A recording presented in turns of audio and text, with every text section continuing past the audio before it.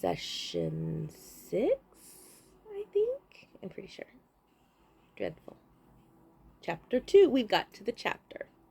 That's the first chapter. All right. Chapter 2. Now that he suspected what to look for, the mirror's purpose felt much more obvious. Of course he'd want to block anyone from looking in. He threw the cloth back with some reluctance and took a deep breath. The words trickled the back of his teeth. When he tried to think about them, they skittered away. He closed his eyes and forced himself to relax and let them flow out. Lightning chased across the mirror for a moment before it settled to a dim glow. Now what? Zarakonar apparently outranked him. The other wizard would make him wait, he realized. How petty. Effective, though. He couldn't do something else, or maybe he should. Hoping that he could get settled in time, he grabbed a sheaf of papers and dragged the chair across the floor. It shrieked horrifyingly, and the heavy wood skidded across the stone. He hoped he hadn't left scratches, but he couldn't check now. He threw himself into the chair, studiously casual.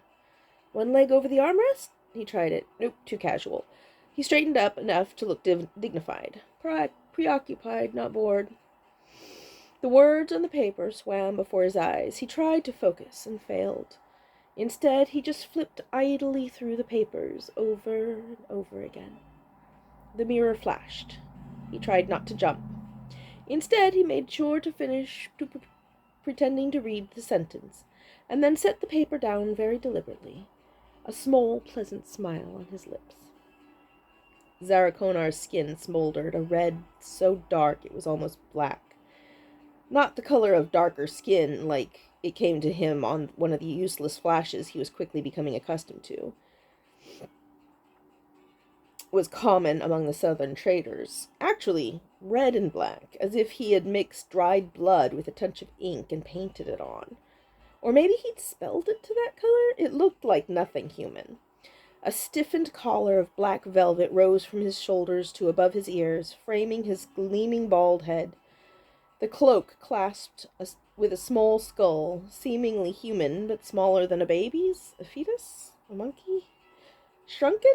Disgusting, whatever its origin. The whole effect was ridiculous, but Zarakonar's eyes burned with a menace that killed the laughter in Gav's throat.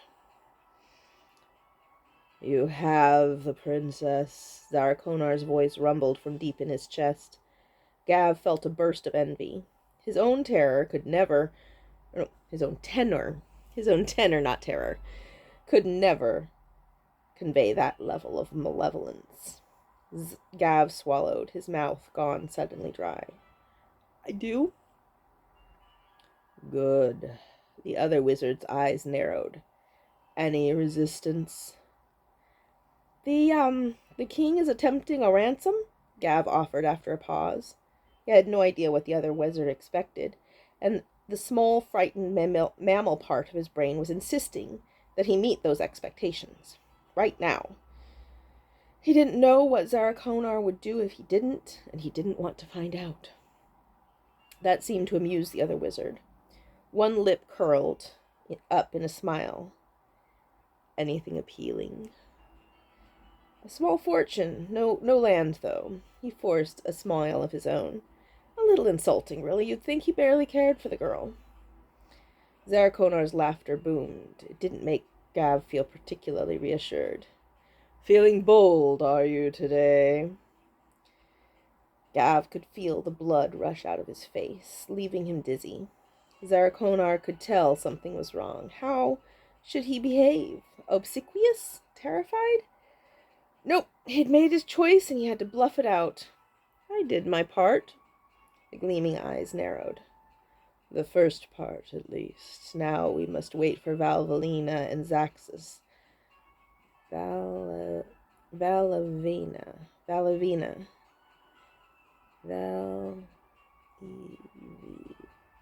Valavina. And Zaxus to complete theirs." Without any other ideas, Gav nodded. Another smile played around Zarakonar's lips. It promised things Gav did not want to see delivered. "For the moment, you need merely hold her, and not get any foolish ideas. You can do that much, can't you, Gavarax?" "No foolish ideas," Gav repeated faintly. Oh, no, no foolish ideas. Excellent, said Zarakonar. We will speak again in 3 days. Gav nodded, still dizzy. The mirror winked out. He collapsed back into the chair. Then he sat bolt upright again, speaking the words that would close his side of the connection. He pulled the cloth back over, and then he collapsed back into the chair again. So, the plan in question hadn't started with him. Not good. No, it was being masterminded by a man with enscrolled skin who should have been ridiculous, but instead turned his bowels to water. Even now, his insides were spasming, demanding that he find himself a privy, and soon.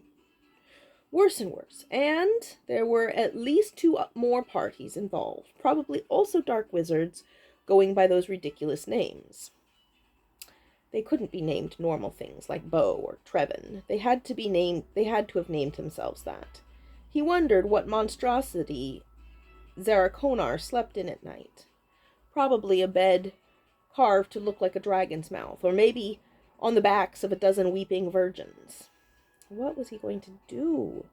Any thoughts of releasing Princess Alicia fled out the window. Definitely not an option. He felt bad. He didn't actually wish to harm on the girl, but a quick consideration revealed that he was not going to risk Zarakonar's wrath for some stranger, no matter how pretty. He'd have to do more research, he realized. This was just the first part of Zarakonar's plan, and he could not afford to disappoint him in parts 2 through whatever.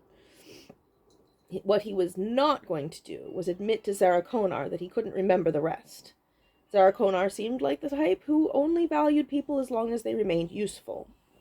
The last thing Gav wanted was to become a liability. Liabilities got eliminated, and Gav very much wanted to survive. And that's a break.